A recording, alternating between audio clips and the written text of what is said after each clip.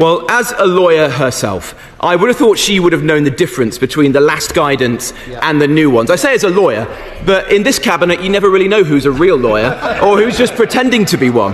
But in 21 days' time, by the Justice Secretary's own admission, we will have two-tier justice. Her plan to fix this won't come into effect for a year. That's unacceptable.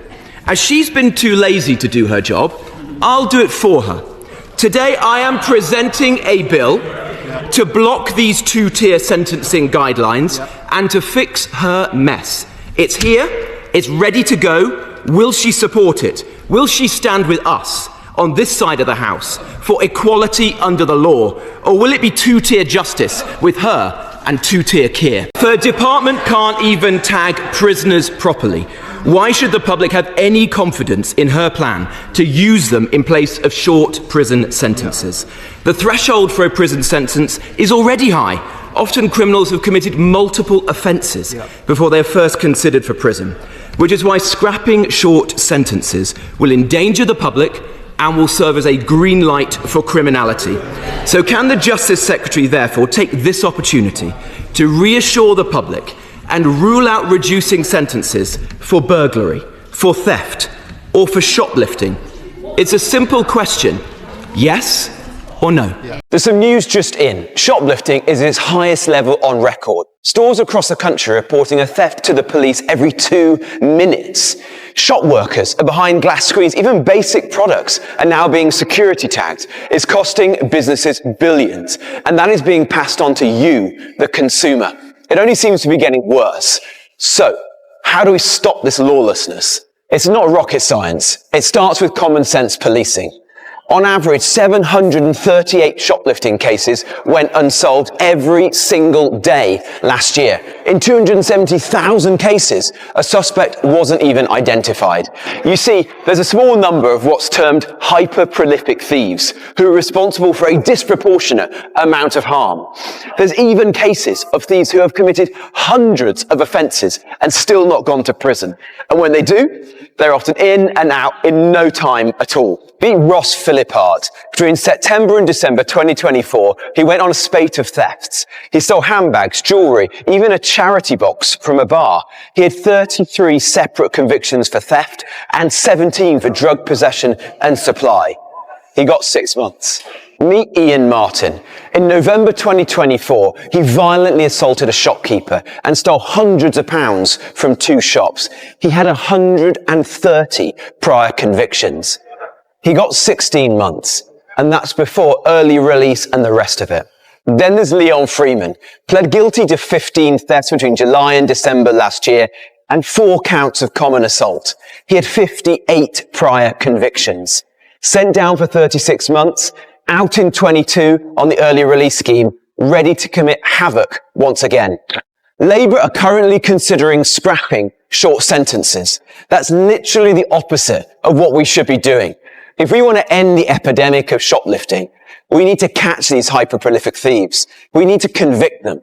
And we need to send them to prison for much longer.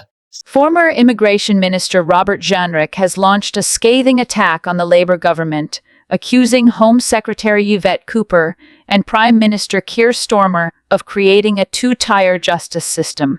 Speaking in the House of Commons, Jenrick introduced a bill aimed at granting the Justice Secretary the power to halt sentencing reforms set to take effect in just 21 days. However, the proposal was swiftly blocked by the government, prompting an outcry from the Conservative MP. "We are on the verge of introducing two-tier justice in this country because of Keir Starmer and Yvette Cooper," Jenrick declared. The government had an opportunity to stop this, and they refused. The proposed measures include a shift away from short custodial sentences in favor of rehabilitation, focused punishments for some non-violent offenders. Supporters say the move is evidence-based, reducing reoffending rates and addressing the root causes of crime. But critics fear that the policy could allow dangerous criminals to escape proper punishment. Jenrick's attack on Cooper and Starmer underscores the deepening divisions over crime and justice policy. The former minister, a vocal advocate for tougher sentencing, has repeatedly warned that Labour's approach risks putting public safety in jeopardy. The British people expect criminals to face justice, Jenrick insisted. Instead, under this government, we are seeing dangerous criminals being let off the hook. The debate over sentencing is likely to become a key battleground as Labour faces increasing pressure to prove its toughness on crime. With public concern over law and order on the rise, Stormer and Cooper will need to convince voters that their approach will not lead to a rise in criminality.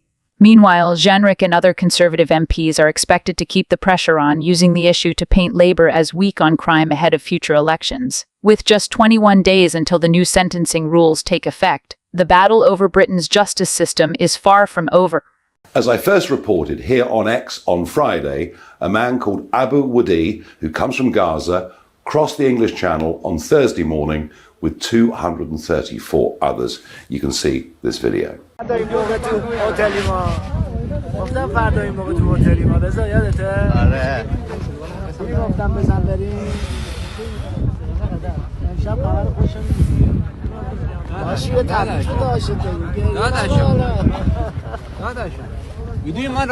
I'm pleased to say that this guy was part of something. It is up to you to deal with those Jews and those that cooperate with them. Now, that's the translation that we've got. Whichever way you earth, someone like this should be allowed into the country is completely and utterly beyond me. He should have been arrested immediately, and certainly after I put out the post on X. Well, we're down the road now, and finally, on Sunday evening, having live streamed from a hotel the night before, on Sunday evening, he was arrested. He's been arrested for immigration offences. But here's the really big point. We've now had 2,300 people cross the English Channel so far this month. Over 90% of them are young men. Many are coming from very, very dangerous backgrounds. I've said it before, I'll say it again, this is a national security emergency. And as for the Prime Minister's plan to smash the gangs, it is making no difference whatsoever. Right now, we're headed for record levels crossing the English Channel this year. This is a national security emergency. And unless we deport those that come, they will simply keep coming. The United Kingdom is facing an escalating national security crisis as an unprecedented influx of young men from dangerous backgrounds continues to cross the English Channel. The sheer scale of illegal migration, coupled with the government's ineffective policies, is exposing the country to a growing risk that demands urgent intervention. Last week, authorities finally arrested a controversial individual for immigration offences. Yet this comes after a staggering 2,300 people had already made the perilous journey across the Channel in just a short period. This reactive approach is emblematic of a broader failure in the government's strategy to stem the tide of illegal migration. While officials scramble to contain the situation, the reality is that existing policies have failed to deter those seeking to exploit the UK's porous borders. The numbers paint a stark picture. Over 90% of those crossing the Channel are young men, many of whom originate from regions plagued by instability, violence, and extremism. The potential security implications of this influx cannot be ignored. Intelligence agencies have long warned that unchecked migration could provide a cover for criminal networks, traffickers, and even terrorist operatives seeking to establish themselves on British soil. Yet, despite these warnings, the government's response has been feeble at best. One of the most glaring shortcomings is the lack of a credible deportation strategy. Without the threat of deportation, the current measures amount to little more than bureaucratic stopgaps.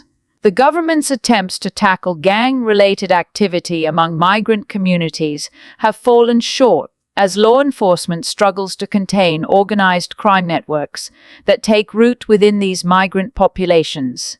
The absence of a robust deterrence mechanism only emboldens those who orchestrate these dangerous crossings, fueling the smuggling economy and increasing the burden on public services. The humanitarian argument for accommodating genuine asylum seekers is valid and should not be dismissed. However, The current crisis goes beyond humanitarian concerns. It is an issue of national security, border integrity, and public safety.